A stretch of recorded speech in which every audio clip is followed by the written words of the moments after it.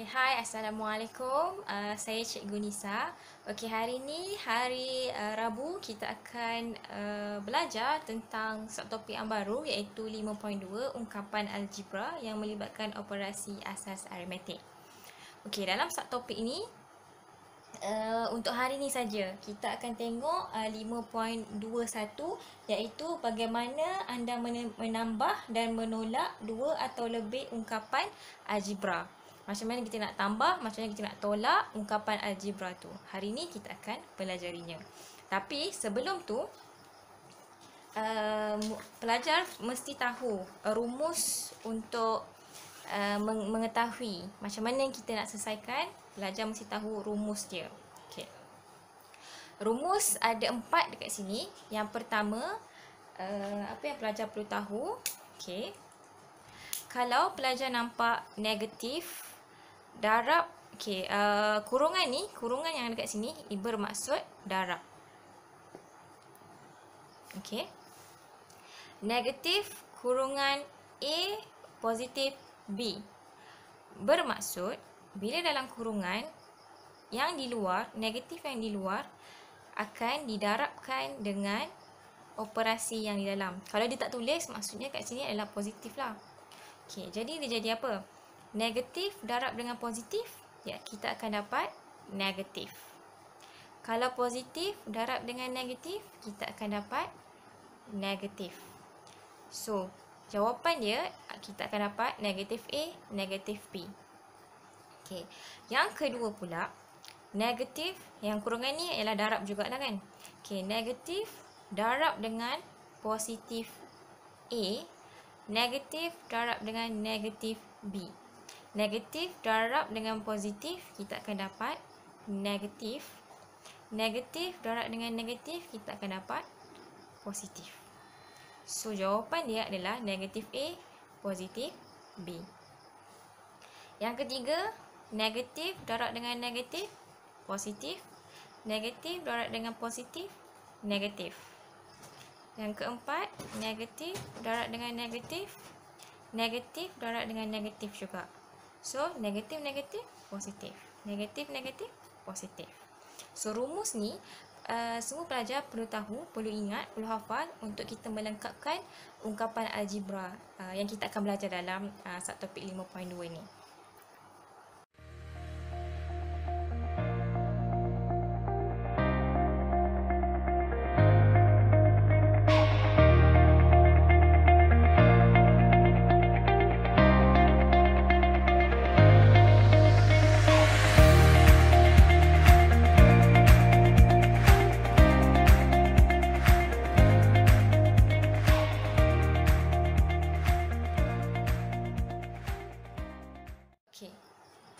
Okey, contoh yang pertama. Diberi 3x, diberi 3x tambah 5y tambah 8x tolak y tolak 9. Okey, perkara pertama yang pelajar perlu tahu sebelum nak selesaikan apa-apa ungkapan algebra, pertama sekali mesti kumpulkan sebutan yang serupa. Kumpulkan sebutan yang serupa. Kalau x, kumpulkan dengan x. Kalau y, kumpulkan dengan y. Kalau dia tidak ada pemboleh ubah ataupun dia tak ada huruf, kumpulkan dalam satu tempat. Dia tak ada huruf. Okey, yang kedua, tambah ataupun tolak sebutan serupa yang kita dah kumpulkan tadi. Okey, macam mana caranya? Yang pertama tadi kita kumpulkan 3x dengan 8x. Okey, macam mana kita nak tulis dia? Tulis sahaja sama dengan 3x. Okey, positif darab dengan positif. Kalau dia tak tulis simbol positif ataupun negatif, kita akan assume dia sebagai positif. Kalau dia tak tulis, macam kat sini kan, kat sini positif, kat sini pun positif. Kalau dia tulis negatif, maksud tu negatif. Kalau dia tak tulis, maksudnya dia adalah positif. Okey, untuk 8 kat sini ialah, untuk 8x kat sini ialah positif. So, jadi positif darab dengan positif, kita akan dapat positif 8x. Okey, kita dah kumpulkan dah. X dengan X kita dah kumpulkan dah. Okey, dah selesai dah. Dah boleh potong. Okey, kita tengok pula 5y negatif y. Sebab dia adalah sebutan yang serupa. So, untuk positif 5Y, kita tulis je. Positif 5Y. Okay. Untuk negatif Y, kita tak boleh terus tulis. Kita kena darab dulu dengan yang tambah kat depan ni. Sebab dia berada dalam kurungan kan. So, kita kena darab dengan tambah ni dulu. Okay. Negatif darab dengan positif. Negatif darab dengan positif, kita akan dapat negatif 9. Negatif Y. Okay. Dah selesai dah. Y dah selesai. X dah selesai. Y dah selesai. So, yang tinggal hanyalah negatif 9. Boleh tak terus tulis? Tak boleh sebab kita kena darabkan dulu dengan positif yang kat depan ni. Okey, positif darab dengan negatif. Kita akan dapat negatif 9. Okey, sekarang dah boleh selesaikan dah mengikut sebutan. Dah boleh selesaikan dah. Okey, 3X tambah dengan 8X. Kita akan dapat 11X. Okey, 5Y tolak dengan Y. Positif 5 negatif 1Y. Kalau Y je maksudnya 1 lah. Kalau Y je maksudnya 1. Okey, positif 5 negatif 1. 5 tolak 1. Jadi 4. 4Y. Okey, negatif 9 ni macam mana pula? Negatif 9 ni dia tak ada kawan dia. Jadi kita turunkan saja. Kita tulis saja balik. So ini adalah ungkapan algebranya. Okey?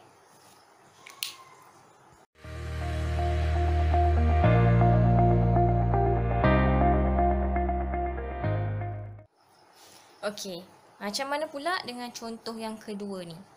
Contoh kedua ni, dia ada 3 perumah. 1, 2, 3. Macam yang tadi, kita hanya ada 2 sahaja perumah dia. Kita ada 2 je kat sini.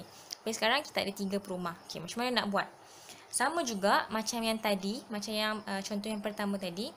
Perkara pertama, mesti kena kumpulkan sebutan yang serupa dalam satu tempat. Lepas tu, barulah kita boleh selesaikan sama ada tolak ataupun dia tambah. Okey. Okey, ni soalan ni macam mana kita nak selesaikan dia. Yang pertama, step yang pertama, kita kena kumpulkan dulu sebutan serupa. Kat sini ada 12 MN. So, kita kumpulkan MN sama dengan 12 MN. Okey, kita tengok. Dekat perumah kedua ada tak MN? Tak ada kan? Dekat rumah ketiga? Okey, dekat perumah ketiga ada MN. Jadi, kita tak boleh nak terus tulis 10 MN. Tak boleh. Kita kena darab dulu dengan negatif yang dekat luar ni. Kalau tak ada tulis apa-apa simbol dekat depan ni, maksudnya dia adalah positif. So, positif darab dengan negatif, kita akan dapat negatif 10 MN. Okey, ada lagi tak MN? Tak ada. Tak ada, kita boleh potong. Supaya tak keliru lah nanti. Okey, sekarang kita nak kumpulkan P pula. Okey, untuk yang perumah pertama, kita boleh tulis sahaja. Sebab dia tak ada apa-apa pun simbol dekat depan ni. So, kita boleh tulis je. Negatif 4P. Okey, perumah yang kedua. Ada 7P. Positif 7P. Okey, kita tak boleh tulis terus. Kita kena darab dulu. Positif darab dengan positif. Kita akan dapat positif 7P. Dekat perumah ketiga pun ada P juga. Positif P. Kena darab dulu dengan yang negatif kat luar ni. So, negatif darab dengan positif, kita akan dapat negatif P. Okey, dah selesai dah. P dah selesai. MN dah selesai. MN dah selesai. P dah selesai. Sekarang ni tinggal nombor saja. Nombor yang tidak ada pemboleh ubah. Nombor yang tidak ada huruf dengan dia. Okey, 6. 6, kalau tak ada simbol dekat depan, dia bermaksud positif. So, positif darab dengan positif, kita akan dapat positif 6. Okey, dah selesai dah. Okey, ni pula negatif 2. Negatif darab dengan negatif yang dekat luar ni, kita akan dapat positif 2. Okey, sekarang baru kita boleh selesaikan. Sebab kita dah samakan sebutan dia. Sebutan dah sama. MN, MN, P, P dah sama. Ni tak ada huruf. Kita dah kumpulkan dalam satu tempat. Dah sama dah. Okey, selesaikan. 12 tolak dengan 10. Kita akan dapat 2. 2 MN. Okey, negatif 4P tambah 7P tolak dengan P. Okey, negatif 4 tambah 7 negatif 1. Kita akan dapat positif 2P. Sebab negatif 4, negatif 1, maksudnya negatif 5 lah kan. Negatif 5 kat sini, negatif 5 tambah dengan 7. Kita akan dapat positif 2. So, P ni tulis je lah. Positif 2P. Okay. Positif 6 tambah dengan 2, kita akan dapat positif 8. So, jawapan ungkapan algebra untuk soalan yang atas ni adalah 2mn tambah 2p tambah 8. So, itu sahaja.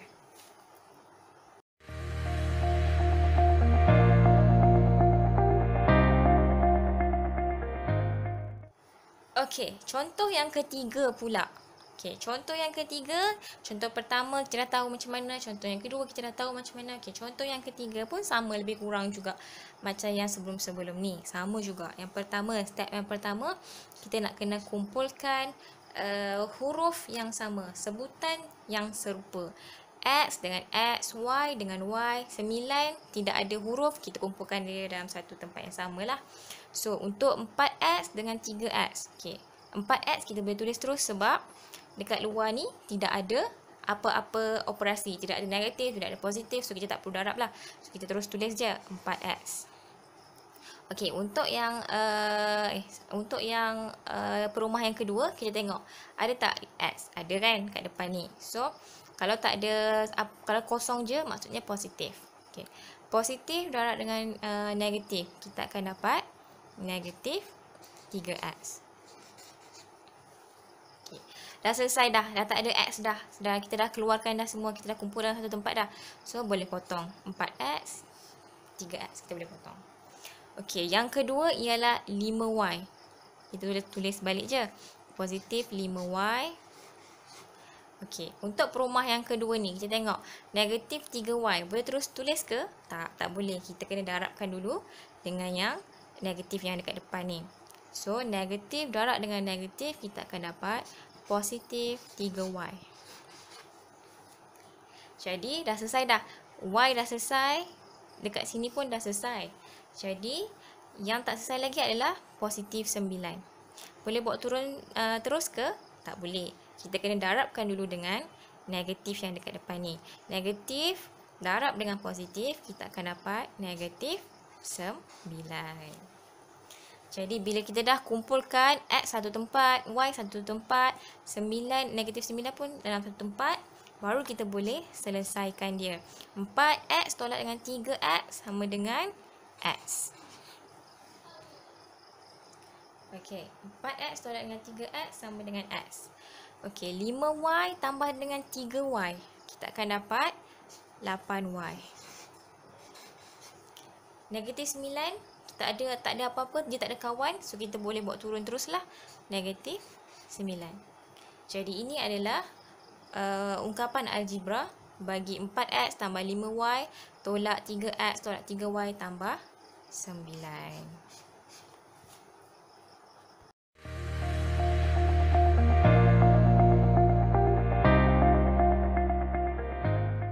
Okey, contoh yang keempat pula. Contoh yang keempat ni adalah contoh yang terakhir untuk hari ni, dan lepas ni cikgu nak awak semua buat latihan dalam buku teks lah. Okey, macam mana pula dengan contoh nombor 4 ni? Okey, contoh yang keempat, dia ada dua perumah juga. Dia ada dua perumah je. 1, 2. Dua perumah. Sama juga macam yang tadi, step yang pertama, jangan lupa step dia yang pertama, kita kumpulkan sebutan yang serupa. Okey, macam yang awak nampak dekat perumah yang pertama dengan perumah yang kedua, jangan keliru.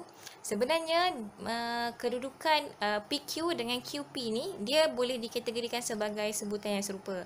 Cuma PQ dengan QP ni susunan dia je yang berubah. So, jadi kita boleh satukan dia. Kita boleh dia tulis mana-mana pun, yang pasti dekat dalam satu pemboleh ubah yang ada nombor tu, kita boleh tulis dia dalam bentuk susunan yang berterabur ke boleh juga. Yang pasti ada huruf yang sama dekat dalam satu nilai tu. Okey, faham tak? Okey. Yang langkah yang pertama, kita nak susun PQ dengan PQ lah, MN dengan MN. Nilai 5 dengan nilai je lah, dengan nombor. Okey, yang pertama kita buat sama dengan 7 PQ Okey, tengok kat rumah yang kedua, kita ada positif 6 QP. Okey, positif 6 QP kita kena darabkan dulu dengan negatif. Okey, positif darab dengan negatif, kita akan dapat negatif 6 PQ. Kita boleh juga tulis QP, tapi sebab saya nak saya tak nak awak keliru, saya tulislah PQ supaya kita nampak dia adalah sama. Boleh juga kalau awak nak tukar kat sini 7 QP, 6 QP. Boleh juga, tak ada masalah. Tapi kita samakanlah supaya nanti tak adalah kita keliru kan. Okey, dah selesai dah untuk PQ. Kita tengok pula untuk MN. Okey, untuk MM kita ambil negatif 6 MN. Dekat perumah yang kedua, positif juga. So, positif darab dengan negatif, kita akan dapat negatif 7 mm. Okey, untuk positif 5, dekat perumah kedua tak ada nombor. Tak ada nombor sahaja, tidak ada. So, kita boleh tulis terus. Kenapa saya kata kita boleh tulis terus? Sebab dekat perumah kedua tak ada nombor. Dengan dekat depan perumah yang pertama ni pun tidak ada positif ataupun negatif. Tak ada apa-apa yang kita boleh darab. So, kita boleh terus tulis positif 5 dekat bawah ni. Okey, lepas tu kita dah selesaikan step yang pertama. Kita dah kumpulkan PQ dalam satu tempat, MN dalam satu tempat, 5 satu tempat. So, kita boleh selesaikan terus. 7 tolak dengan 6, kita akan dapat 1 PQ. Kita akan dapat 1 PQ. So, tulis PQ saja. PQ, 1 PQ, sama je. Kita boleh tulis 1 PQ, kita boleh tulis PQ saja, sama je. Maksud dia tetap 1. Okey, negatif 6, negatif 7. Negatif 6 NM, MN tolak dengan 7 MN. Kita akan dapat negatif 13 MN. Positif 5, kita tulis baliklah positif 5. Jadi, ini adalah ungkapan algebra bagi soalan 7 PQ tolak 6 MN tambah 5 tolak dengan 6 QP tambah 7 NM. Okey.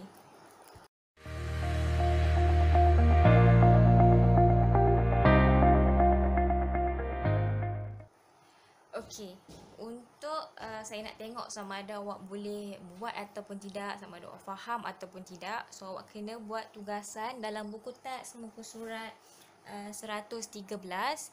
Buat latih diri 5.2A, soalan 1 daripada A sampai soalan E. Okey, kalau ada apa-apa pertanyaan ataupun tak faham, boleh direct WhatsApp saya secara personal. Nanti saya akan tunjuk ajar awak lah dengan lebih supaya awak boleh lebih faham. Okey, itu saja. Terima kasih. Assalamualaikum.